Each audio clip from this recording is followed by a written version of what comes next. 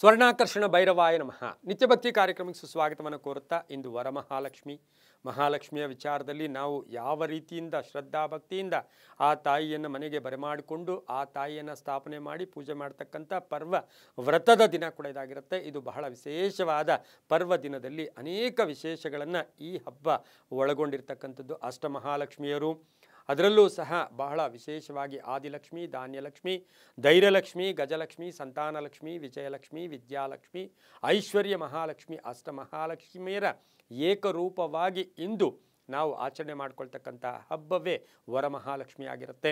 ಹಾಗೆ ಮೂರ್ತಿ ರೂಪದಲ್ಲಿರ್ಬೋದು, ಹಾಗೆ ವಿಶೇಷವಾಗಿ ಕಲಶ ರೂಪದಲ್ಲಿರ್ಬೋದು. ಆ ತಾಯಿಯನ್ನು ಆವಾಹನೆ ಮಾಡಿ ಪೂಜೆ ಮಾಡ್ತಕ್ಕಂಥ ದಿನದಲ್ಲಿ ನಾವು ಹೆಚ್ಚು ಪ್ರಾಶಸ್ತ್ಯ ಕೊಡ್ತಕ್ಕಂಥದ್ದು ಬಾಗಿನಕ್ಕೆ ಹೆಚ್ಚು ಪ್ರಾಶಸ್ತ್ಯ. ಇನ್ನು ಸಮಯಕ್ಕೆ ಯಾವ ಸಮಯದಲ್ಲಿ ಇಂದು ವರಮಹಾಲಕ್ಷ್ಮಿಯನ್ನು ಆವಾಹನೆ ಮಾಡಿ ಆ ತಾಯಿಯನ್ನು ಪೂಜೆ ಮಾಡಬೇಕು ಅಂತಕ್ಕಂಥದ್ದನ್ನು ಕೂಡ ನಾವು ಇವತ್ತಿನ ದಿವಸ ತಿಳ್ಕೊಬೇಕಾಗಿರುತ್ತೆ. ಇನ್ನು ಮರದ ಬಾಗಿನ ವಿಚಾರದಲ್ಲಿ ನೋಡೋಕೆ ಹೋದಾಗ ಬಾಗಿನಕ್ಕೆ ಅಷ್ಟೇ ಪ್ರಾಶಸ್ತ್ಯ ಇರ್ತಕ್ಕಂಥದ್ದು. ಆ ಬಾಗಿನದಲ್ಲಿ ನಾವು 16 ವಿಧದ ವಸ್ತುಗಳನ್ನು ಇಟ್ಟು ನಾವು ಪೂಜೆ ಮಾಡ್ತಕ್ಕಂಥ ಅಂದರೆ ಬಾಗಿನವನ್ನು ಅರ್ಪಣೆ ಮಾಡ್ತಕ್ಕಂಥದ್ದು. ಮರದ ಬಾಗಿನದಲ್ಲಿ 16 ವಿಧದ ಸುಮಂಗಲಿಯ ಪ್ರತೀಕ ಆಗಿರ್ತಕ್ಕಂತಹ ಆ ಒಂದು ವಸ್ತುಗಳನ್ನು ಇಟ್ಟು ಬಾಗಿನ ಕೊಡ್ತಕ್ಕಂಥದ್ದು.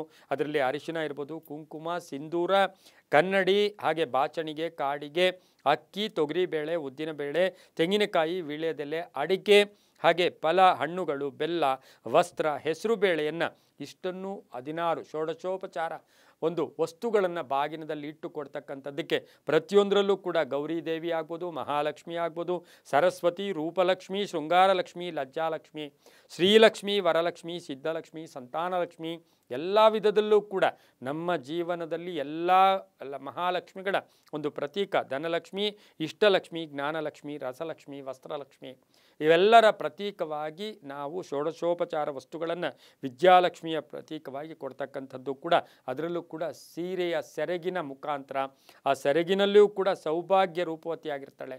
ಆ ಸೆರಗನ್ನು ಹಿಡಿದು ನಾವು ಬಾಗಿನವನ್ನು ಕೊಡ್ತಕ್ಕಂಥದ್ದು ಆಗಿರುತ್ತೆ. ಇನ್ನು ವರಮಹಾಲಕ್ಷ್ಮಿ, ಅಷ್ಟಮಹಾಲಕ್ಷ್ಮಿ ಪೂಜಿಸ್ತಕ್ಕಂಥ ಮಹಾ ಸಮಯ ಯಾವುದು, ಪರ್ವ ಸಮಯ ಯಾವುದು? ಯಾಕೆಂದರೆ ನಾಳೆ ಹುಣ್ಣಿಮೆ ಇರ್ತಕ್ಕಂಥ ಹುಣ್ಣಿಮೆಯ ಹಿಂದಿನ ದಿನ, ಶ್ರಾವಣ ಮಾಸದ ಹುಣ್ಣಿಮೆಯ ಹಿಂದಿನ ದಿನ ವರಮಹಾಲಕ್ಷ್ಮಿ ಹಬ್ಬವನ್ನು ಆಚರಣೆ ಮಾಡ್ಕೊಳ್ತಕ್ಕಂಥದ್ದು. ಸುಖ, ಶಾಂತಿ, ನೆಮ್ಮದಿ, ಆರೋಗ್ಯ. ಧನಮೂಲಂ ಇದಂ ಜಗತ್. ಈ ಪ್ರಪಂಚವೇ ಧನ ಇರಲೇಬೇಕು, ಹಣ ಇಲ್ಲಾಂದರೆ ಏನೂ ಇಲ್ಲ.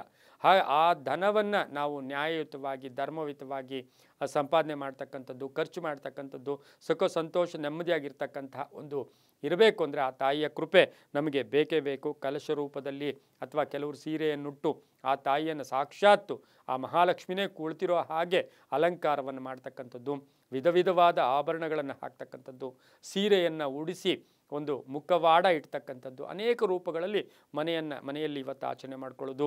ಮನೆಯನ್ನು ಈಗಾಗಲೇ ಹಿಂದೆಯೇ ಶುದ್ಧಿ ಮಾಡ್ಕೊಂಡಿರ್ತೀವಿ.